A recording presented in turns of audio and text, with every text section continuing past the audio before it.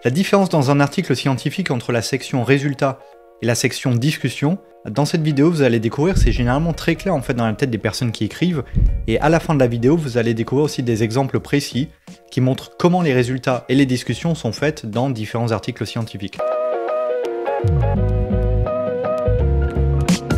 Beaucoup de chercheurs s'inspirent beaucoup de ce qu'ils ont vu, mais encore plus suivent en fait des formations et des ouvrages qui disent quoi faire et comment le faire, et qui en plus contiennent généralement des méthodes qui sont relativement transversales aux disciplines. Donc en connaissant ce que disent ces ouvrages, on sait comment repérer chaque partie, et la base c'est ça. Les résultats, ce sont les éléments qui répondent à votre question de recherche, et la discussion, ce sont les éléments qui montrent comment ça complète la littérature. Donc on va le décrire en détail juste après, mais d'abord, brièvement, la section résultats, qu'est-ce que ça doit contenir exactement? Le but de la partie résultats, il est simple, c'est de dire ce que vous avez trouvé ou ce que vous avez observé. Donc c'est là que l'essentiel du temps, en fait, va y avoir les graphiques, les tableaux, les images, un développement avec nos données, parce qu'en fait, on utilise tout ça pour présenter des résultats. L'idée, c'est de montrer que ce que vous avez trouvé grâce à votre collecte de données, que ce soit les entretiens, les statistiques, les archives consultées, une analyse lexicale de discours, bref. En fait, vous avez mis une méthode en place pour trouver des données, vous présentez ces données, ce sont vos résultats. C'est aussi là que vous donnez votre propre interprétation des résultats. Donc, votre méthodologie, elle décrit la manière dont vous allez collecter des données, puis les interpréter, et les résultats, c'est à la fois ces données et l'interprétation que vous faites de ces données. Concernant l'objectif d'une discussion, généralement les ouvrages de méthodologie placent la discussion au début de la partie conclusion. Donc déjà, c'est intéressant pour la localiser. Et cette partie, elle va servir à prendre en fait de la distance avec les résultats pour en décrire 1. Les applications, donc comment on peut s'en servir concrètement, et 2. Les implications, donc ce qu'on peut en déduire. Bien entendu, ces applications et implications, c'est en lien avec la littérature existante. Donc comment on peut servir de nos résultats pour mieux comprendre un phénomène, pour trancher un débat dans la littérature, etc. Ou qu'est-ce qu'on peut déduire de nos résultats pour contredire, compléter, confirmer la littérature existante, donc en fait les concepts existants, les théories existantes, c'est ça le type d'implication qu'on attend. Pour être plus précis que les applications ou les implications, très concrètement, ça veut dire qu'on va retrouver des éléments comme, numéro 1, les apports de votre recherche par rapport à la littérature. Donc là, ça peut être plusieurs choses. Ça peut être la manière dont ça a répondu de manière plus ou moins complète à la question de recherche. Ça peut être la manière dont nos hypothèses sont plus ou moins confirmées. Donc là, vous pouvez en voir des exemples. Les formulations sont variables, mais c'est bien cette idée et les idées prémentionnées à chaque fois. Et une question clé à se poser, pour un peu se mettre dans le bon état d'esprit et qui résume un peu ça, c'est qu'est-ce qu'on sait de plus grâce à ma recherche? Et ce qu'on sait en plus, c'est la réponse à votre question de recherche, puisqu'elle est censée être originale. Et potentiellement, ce qu'on sait aussi, c'est que vos hypothèses sont confirmées. Ou généralement, elles sont plus ou moins confirmées. Et donc, vous pouvez dire, puisque les hypothèses partent de la littérature, ou ce sont des hypothèses qu'on va retrouver dans la littérature, vous dites, effectivement, ça va bien dans le sens de ce qu'on attendait, mais peut-être avec cette nuance que j'apporte à la réflexion, etc. Numéro 2, ça peut aussi être les pistes de recherche futures. Donc, est-ce que certains des concepts que vous avez utilisés semblaient peu adaptés à votre objet de recherche et que ça suggérait qu'il faudrait un autre concept ou prolonger l'existant ou le modifier un peu? Parce que ça arrive souvent que les concepts ne s'appliquent pas exactement comme il faut. Donc là, ça peut être l'occasion de dire je me suis rendu compte que tel concept était un peu inadapté, il faudrait l'orienter ou l'adapter de cette manière, etc. Un autre exemple, ça serait, vous savez, quand un concept va être défini à travers 4 dimensions ou 5 dimensions, peut-être qu'une 6e serait intéressante. Voilà, vous avez vu, si j'ajoutais cette dimension, ça expliquerait encore mieux mes cas, donc là vous le dites. Ou peut-être que vous avez utilisé une échelle proposée par un auteur et qu'il faudrait la faire évoluer un peu pour prendre en considération d'autres cas de figure. Voilà, de la même manière ici, j'ai tenté de trouver différents exemples, c'est jamais amené tout à fait de la même manière, mais le cœur de l'idée est là. Et une question clé à se poser, là encore, un peu pour se mettre dans le bon état d'esprit, réfléchir de la bonne manière, c'est, ok, imaginons que cet article, ou cette thèse, je dois la donner à quelqu'un, et cette personne, la seule chose qu'elle puisse faire, c'est s'appuyer sur ce que j'ai fait, c'est prolonger ce que j'ai fait. Donc, qu'est-ce qu'il faudrait que je lui dise qu'il faut faire? Quelle piste je lui donnerais pour approfondir ce que j'ai fait, pour prolonger ce que j'ai fait? Est-ce que je lui dirais, il faudrait peut-être utiliser tel concept pour voir si ça vaut le coup, peut-être élargir à plus de cas, peut-être faire une étude plus longue dans le temps, bref, peu importe, mais quelles sont les pistes de recherche que je donnerais à cette personne si elle ne pouvait se servir que de mon étude pour faire sa propre recherche? Et numéro 3, alors ça c'est moins fréquent et ça dépend des disciplines, c'est les préconisations. Donc là c'est des préconisations aux acteurs de terrain, contrairement aux pistes de recherche qui sont plutôt pour d'autres acteurs du monde scientifique, des professeurs, des chercheurs, etc.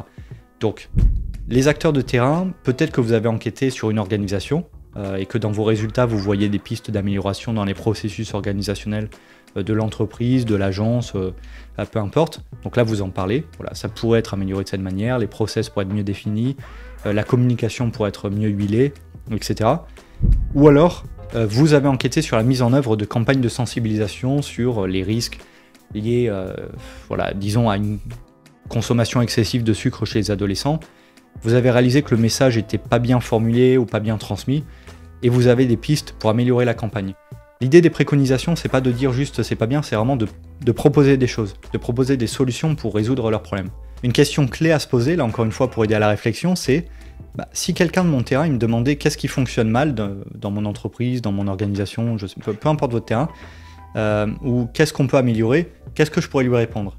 Imaginons qu'on m'engage pour une mission, voilà, ma mission c'est d'aider les gens, qu'est-ce que je pourrais leur conseiller pour qu'ils améliorent ce qu'ils font? Et donc la discussion elle est à la fin, et elle fait écho à l'introduction, parce que dans l'intro on présente la littérature et la lacune qu'on va essayer de combler, et dans la discussion on dit comment les résultats ils ont permis de combler cette lacune. Donc qu'est-ce que ça apporte à la littérature, qu'est-ce qu'on sait maintenant et qu'on ne savait pas avant, qu'est-ce qu'on comprend mieux. Et d'ailleurs attention, parce qu'on se dit souvent que si c'est un petit truc, un petit apport, ça compte pas, mais comme on vient de voir, les pistes de recherche futures, les préconisations, ça peut juste être un petit truc, voilà, affiner un concept, mieux comprendre un terrain. L'idée c'est que ce soit utile et intéressant, pas que ce soit un gros bouleversement, et personne n'attend d'un article de 40 000 signes ou 30 000 signes un gros bouleversement. Donc des pistes intéressantes, des choses pour améliorer la réflexion, ça suffit. Alors maintenant qu'on a l'idée générale, est-ce qu'il y a des indicateurs qui permettent vraiment d'identifier quand est-ce qu'on passe des résultats à la discussion? Le gros problème, c'est qu'il y a des éléments qui sont un peu hybrides en fait, c'est-à-dire qu'ils sont un peu entre les résultats et la discussion, et ça entretient la confusion. Donc je pense qu'il faut juste les repérer dans les articles qu'on lit, tenter de les limiter dans ceux qu'on rédige. Et pour donner deux exemples, si on voit une comparaison des résultats avec les résultats d'autres recherches, là on parle de résultats. Et pourtant c'est bien une discussion, parce qu'on rapporte nos résultats à la littérature pour savoir si on voit les mêmes choses ou pas. L'interprétation des résultats, l'idée c'est qu'on prend de la hauteur vis-à-vis de nos données, mais on reste dans la partie résultats. Parce qu'en fait, on est en train d'expliquer, d'approfondir les résultats, pour comprendre comment ils répondent à la question de recherche, etc. Et l'interprétation, c'est pas la discussion, c'est pas la même chose.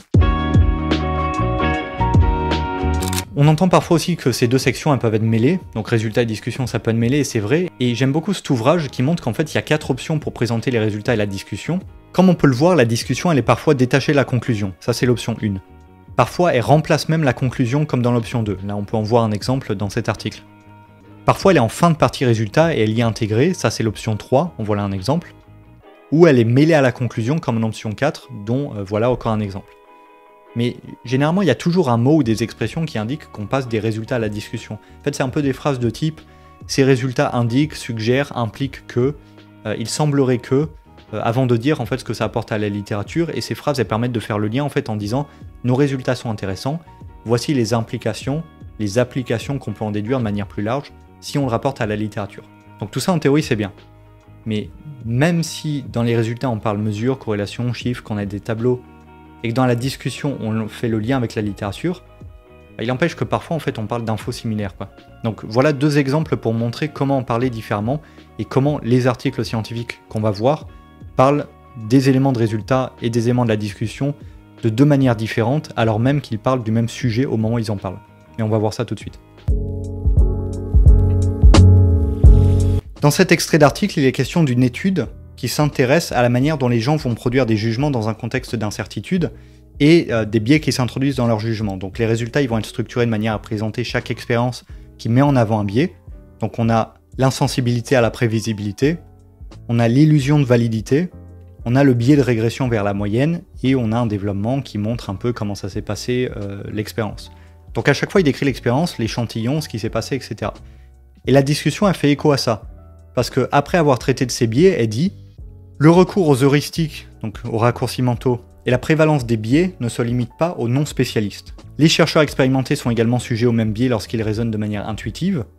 Par exemple, la tendance à prédire le résultat qui représente le mieux les données, sans accorder suffisamment d'attention à la probabilité a priori, a été observée dans les jugements intuitifs d'individus ayant reçu une formation approfondie en statistique, etc. » D'ailleurs, là on voit que non seulement ça fait le lien avec d'autres recherches, mais qu'il y a des citations qui permettent de montrer qu'en fait le lien est fait avec d'autres recherches.